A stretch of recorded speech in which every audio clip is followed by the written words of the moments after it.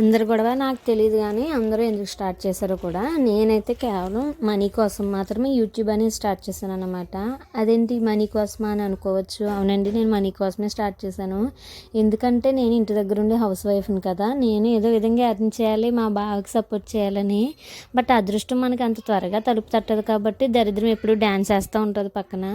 అందువల్ల ఇంకా రీచ్ రాలేదు. ఇప్పుడిప్పుడే కొత్త కొత్త విషయాలన్నీ తెలుసుకొని అప్లోడ్ చేయగలుగుతున్నాను. ఇందులో తప్పు ఎంత ఉందో రైట్ ఎంత ఉందో తెలియదు కానీ నేను మాత్రం ఖచ్చితంగా చేసింది మాత్రం డబ్బుల కోసమే. ఏదో విధంగా సక్సెస్ అయితే నా పిల్లలనైనా నేను చూసుకోగలను, కొంచెమైనా మా ఆయనకి సపోర్ట్ చేయగలను అనే ఉద్దేశంతోనే యూట్యూబ్ అనేది స్టార్ట్ చేశాను అనమాట.